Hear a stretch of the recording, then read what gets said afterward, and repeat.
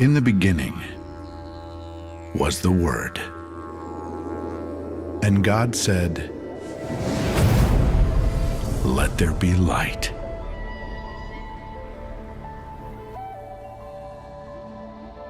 Most in the West are familiar with the Christian concept, in the beginning was the Word.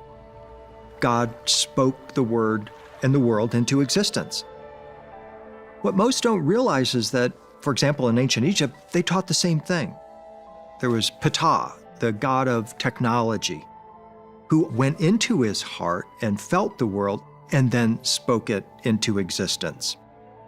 Almost universally, ancient texts and traditions have always placed sound at the core of not only our existence, but the existence of the entire universe.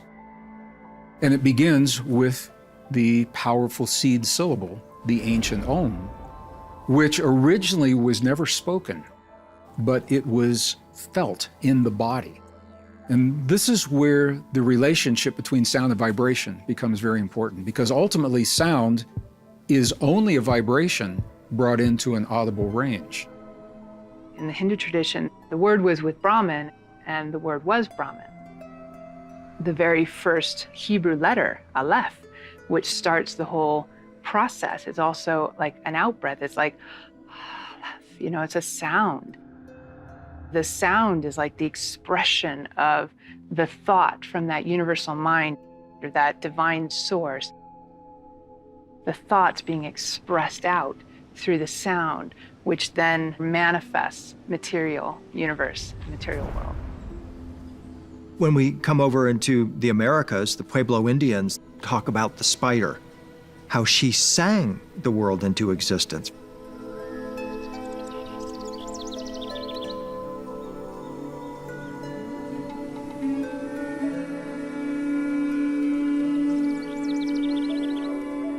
In Aztec mythology, the god Quetzalcoatl used a conch shell to create the vibration that formed the first wave of life.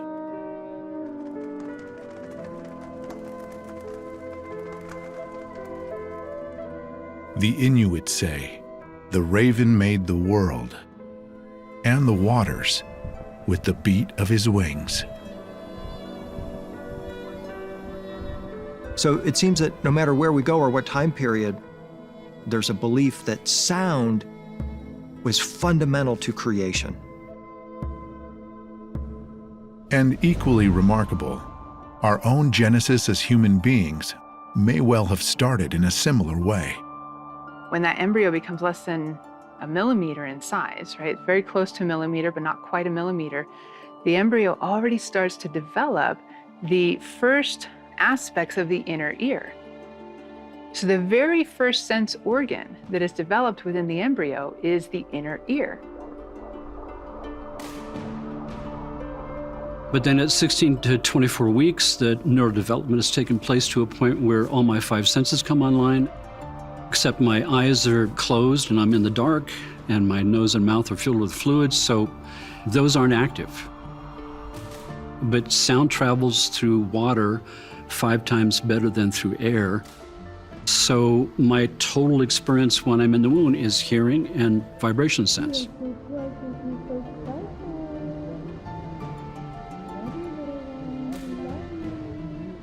That sound coming in to the fetus, to the embryo, is essential for the development of the fetus.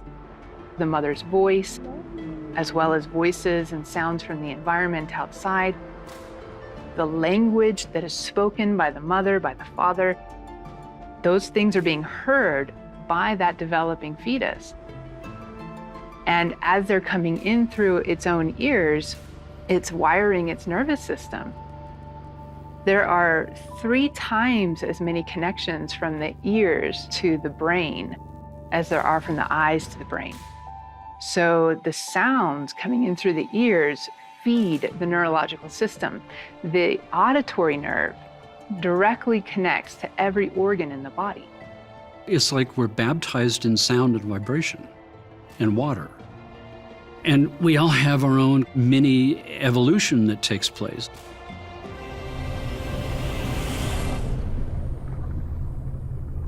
We all have our own Big Bang. In the beginning was the void, and all of a sudden there's an explosion of me.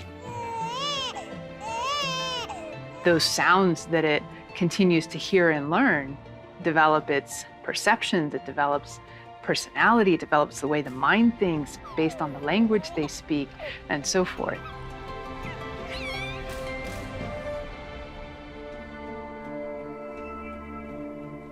The Gnostics believed that it was our soul that manifests our physical body. Our physical body is made in the image of God, and its purpose ultimately is a vehicle for the soul as it moves its way through this matrix. Sound is the first sense to develop in the womb and the last sense to go when we die. Many ancient cultures had practices for midwiving birth and death, using sound, music, spoken or sung prayers, knowing the importance of these critical thresholds. That's very powerful because then that means that hearing and sound must be coming directly from source, and that perhaps sound as the first sense is the way that we can most directly connect with source.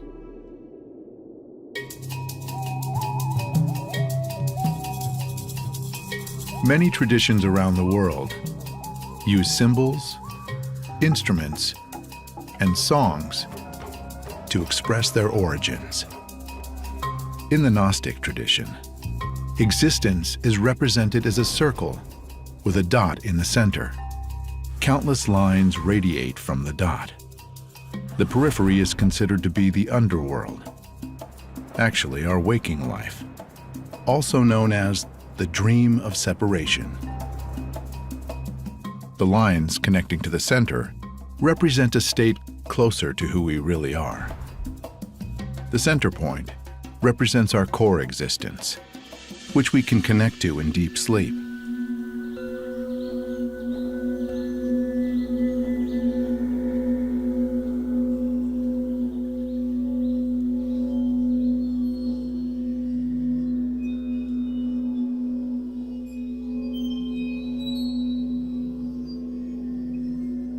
The Aboriginals, whose name means essentially in the beginning, are the oldest living culture on Earth. They've been playing the didgeridoo for at least 150,000 years. And what they do is they take this root and they hollow it out and they make it into almost like a bugle. The tones and the frequencies that come out of it are spaced out in a way that actually encode information. And they say that the sound of the didgeridoo connects us to the dream time, where the ancestors reside, and where we come from before birth, and where we go after we die. Australian Aborigines speak of song lines, or song paths, that were sung by their primordial ancestor spirits, who walked across the landscape, singing its landforms into being. For the Aborigines, these songs are ongoing and need to keep being sung. Song lines are vibratory paths that exist in a kind of parallel dimension that the Aboriginals use to navigate over vast territories and to gain knowledge. It wasn't until I took a trip to Tibet and went into a number of the monasteries high in the Himalayas that I began to understand the mystical secret of sound and its relationship to creation. What I saw were series of mandalas that were placed on the walls. And the monks told me, this is the secret. And I said, well, what does that mean? How does it work? And he said, a long time ago, we had no way to record sound. But we know that if we project sound into matter, it will create a pattern. So what you see on the temple walls are the patterns that are reminding the monks and the nuns that if they create a very specific sound to match that pattern, then they are reproducing the sound of their ancestors.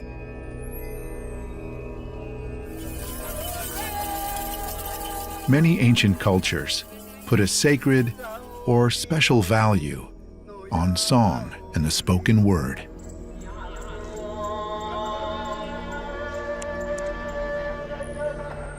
We're talking about words, we're talking about spelling, and so we're talking about casting spells. That's why they call it spelling. And so words have power. The ancients really knew this, so they chose their words very, very carefully. Words were really handpicked because they understood the power of words. There was a time, not long ago, where humans could say, "My word is as good as gold," and it was as good as a signed contract. The power to create with language comes from absolute coherence, alignment, and integrity between what we think, say, and do. By the words that we speak, we are influencing that field and that manifestation process.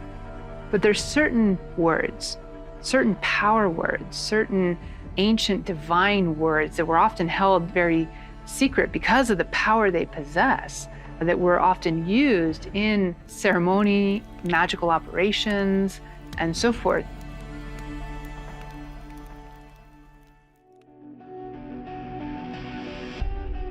Even in modern times, scholars and inventors, such as Nikola Tesla, have pondered the many deep and mysterious roles that sound plays in the creation process. Tesla had a quote, and I'm paraphrasing, that if you want to understand the secrets of the universe, that you have to think of it in terms of energy, frequency, and vibration. I really think he was touching on something really important, really fundamental, that matter is not a thing. There's actually no thing in what we call things, matter. There's actually just energy, vibration, frequency, oscillations. When you look at an atom really, really close, you don't see little billiard balls. The atom is made out of 99.9999999% space, and the part that's not space is a little electromagnetic field that's fluctuating. And to think of that as something solid is incorrect. Can we be fooled by what we think we see? A pivotal figure in ancient Greece warned of the dangers of believing what we perceive with our eyes. Plato is considered the father of Western philosophy, and he believed that we don't live in the real world, that we live in the shadow of the real world. And he conceived an allegory called the cave. And in this allegory, he described a group of prisoners who were shackled together. Behind the prisoners was a fire, and in between the fire and the prisoners were other people who were playing with puppets that were casting shadows on the wall. The prisoners all believed that the shadows that they were seeing represented the real world. And then in his allegory, Plato allowed one of the prisoners to escape. He went out into the real world and then returned and was actually blinded by the light of the real world.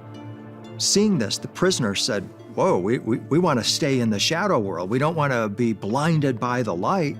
And this became a way of describing our relationship to reality.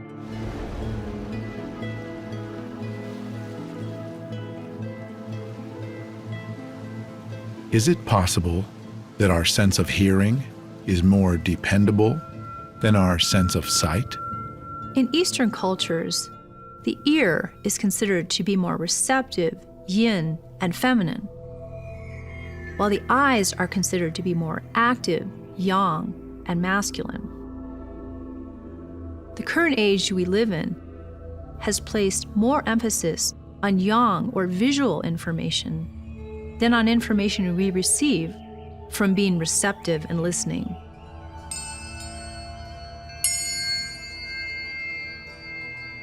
If we hear two tones that are 1 hertz apart,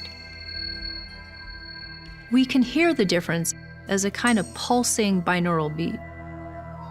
But if we look at two colors that are 1 nanometer apart, we cannot discern the difference visually. So this implies that the ears are a more accurate sense perception than the eyes. American-British scientist David Bohm said the world we see is like a holographic image, a kind of external tapestry of impressions composed of interference patterns of waves. What he did was he recognized that patterns tended to show up repeatedly. And why would that be? Why would there be patterns? After pondering that for many years, he came up with a beautiful description of the way he viewed the world, which involved something that he called the implicate order. But what it means essentially is that there is something there that already exists. It's pre-existing and it needs to be activated. So that's where the sound comes in as a creative essence. If you take a tuning fork and you hit it up against a crystal, you are going to resonate the fork and the crystal. And they're both going to be oscillating in a phase of coherency and incoherency. But at some point, they're going to come into coherency. They're going to be in sympathetic resonance. There's something implicit in that crystal that will respond to that tuning fork. So that's what the implicate order means.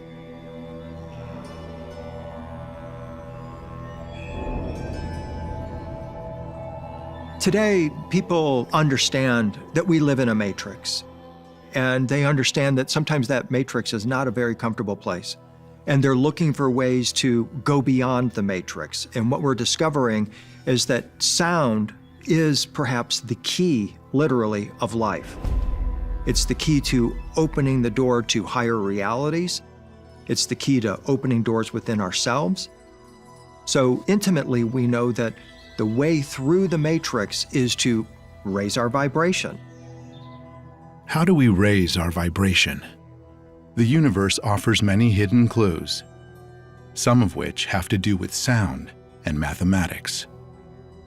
Spiritual teacher and philosopher George Gurdjieff traveled the globe, uncovering some of these ancient puzzle pieces.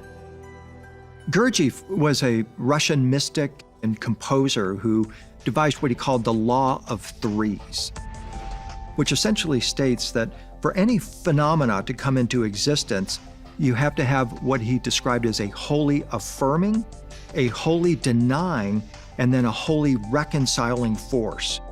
And unless all three forces are present, a phenomena is not going to manifest in reality.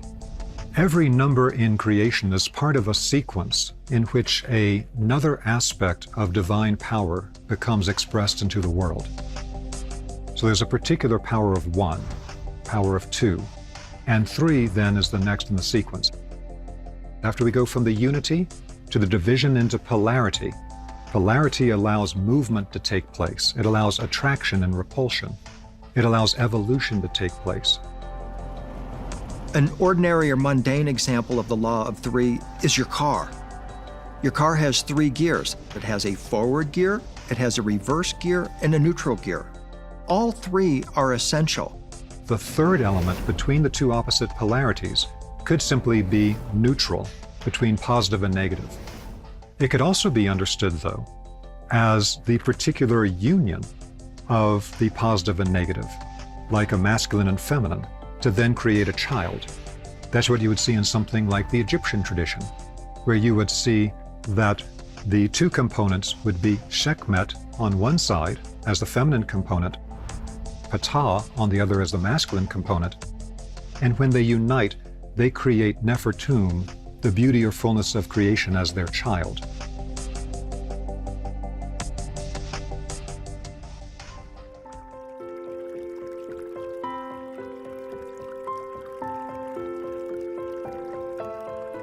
The second ancient law that Gurdjieff references is the law of octaves.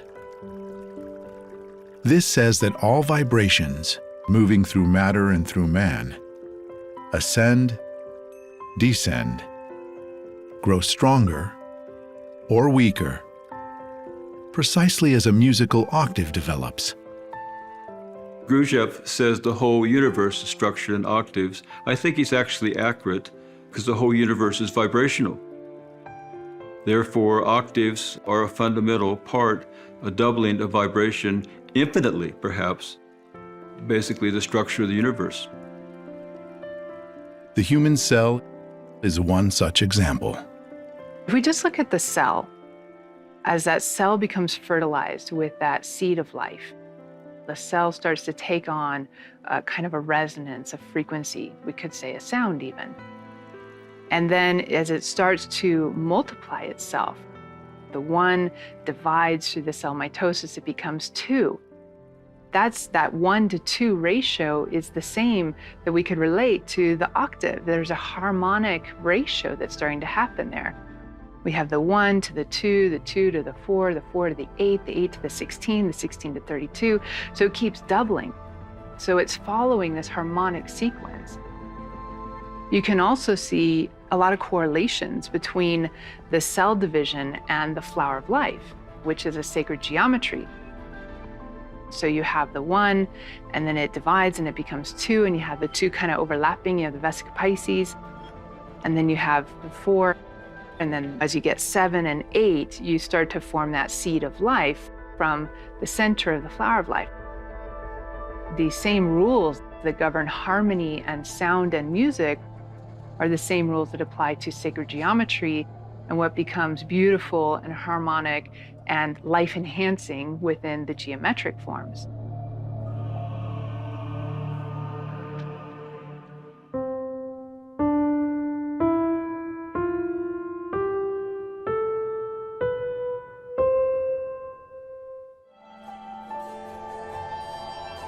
We've got 7 notes in an octave, do, re, mi, fa, sol, la, si. And when you look at the mathematics, you see certain things show up there that we see reflected in how the universe is constructed. For instance, when you look at a piano and you see there's 2 black keys and then 3 black keys and 2 black keys and 3 black keys, and there's 2 white keys with a missing black key, right? Why is that? Why aren't there black keys in between each one? That's what Gurdjieff called the mi-fa bridge. Do, re, mi, fa. Mi and fa is a half step instead of a full step. Full step, full step, full step, half step. Full step, full step, full step at the octave, half step. 2 links where we have half steps. It's why there's no straight lines in nature. When the branch is going through its do, re, mi, the seed is splitting open, do. A little shoot comes up, pushes through the soil, that's re. Then a stalk starts to form, that's mi. It can't bridge the mi-fa gap. And so it just starts another do. And that's why when it gets up to this point, it forks. And each of those forks, and each of those forks, and that forms a fractal pattern.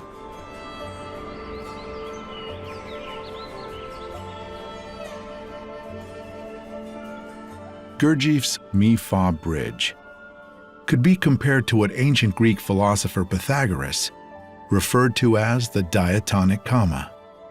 In Egyptian times, they understood that there was a particular gap between the archetypal blueprint for creation that exists on a higher plane level, and it's actually manifesting down through multiple planes until it crystallizes that pattern into a physical structure.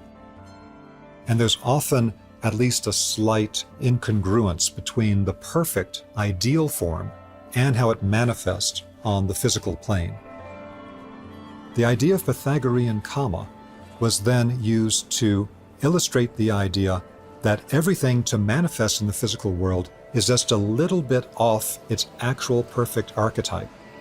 But in the Egyptian tradition, it was understood that that slight imperfection is what made it completely unique and beautiful. And that if things were 100% the pattern of the true, ideal, higher archetype, it may simply disappear from physical creation to begin with. Like in the creation of a pearl, or in the seeding of a crystal, these slight imperfections allow the formation of fractals, a pattern you see again and again throughout the universe. In the 1970s, mathematician Benoit Mandelbrot was working with the newly developing personal computers, and especially working with graphics. They started plugging equations into the computer, and out popped these graphics that are called fractals. And what they noticed is that no matter how many times they repeated this equation, that the fractal was a mirror image at every level of magnification. What's interesting about this is that if they wanted to change any aspect of the fractal, they had to go back to the original equation and change it. Now, when they were working with the Mandelbrot set, they noticed that the Mandelbrot set resembled a meditating Buddha. So they went back in and changed the equation and came up with what they call the Buddha Brot. Now, this is really extraordinary because it tells us that if we're made in the image of God, that perhaps we are fractals of our Creator. And this aligns perfectly with Buddhism, that we're all trying to return to our original and divine nature.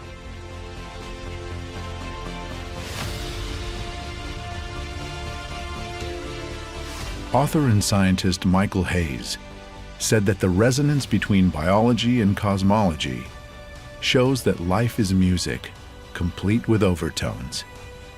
And it's no more strikingly present than in the helical structure of life itself, DNA.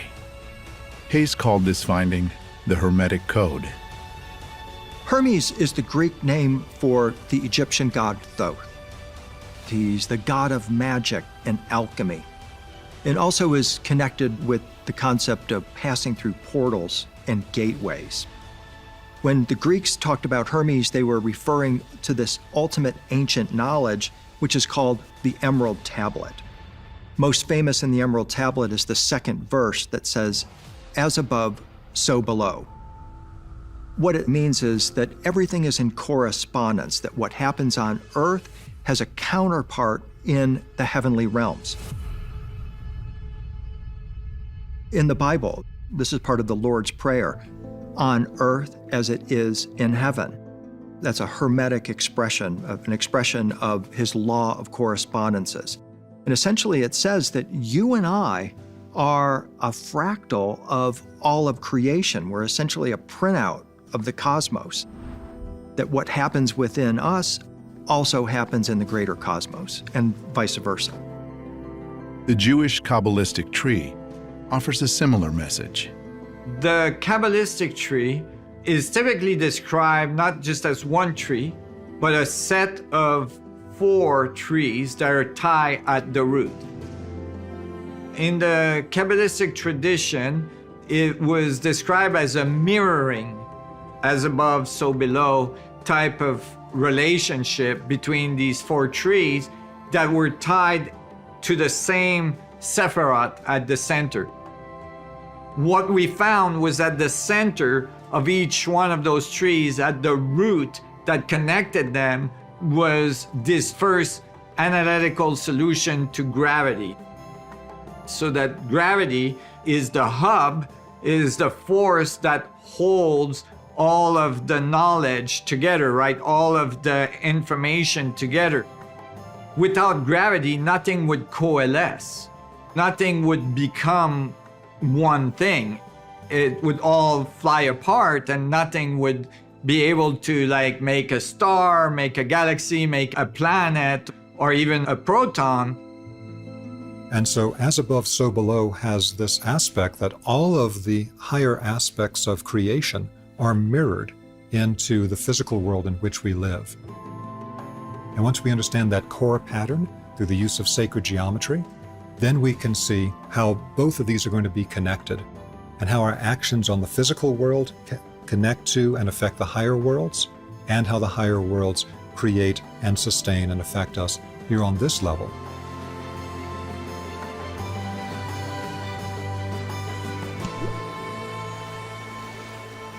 Another way to look at it is that a drop of water contains the ocean, and the ocean contains a drop of water. Everything in the universe is entangled. The information of all the protons in the universe is present in one proton because they are all entangled to each other.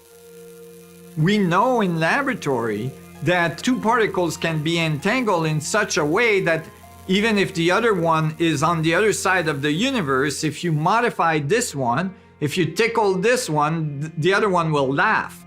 It's instantaneous. Cause and effect is one of the many principles of the universe. Is sound the cause of creation, or is it the effect of creation? If you want to look at it from the quantum physics idea, is sound a particle or a wave? Well, the answer is, of course it is. It is both. It is causal, it is effectual, and it affects us as well as effects us. Ancient cultures use the metaphor that the universe is actually a cosmic symphony singing a song to the Creator. As ancient wisdom aligns with modern science, this concept is supported by quantum theory, which also proposes that the cosmos is a kind of symphony of vibrations. Many ancient cultures believed our unique role was to play our particular note as perfectly as possible to make the creation complete. This translates as, be who you are.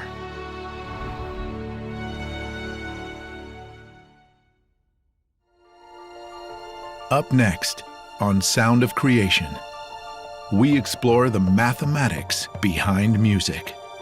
Join us as we uncover the sonic secrets behind sacred geometry.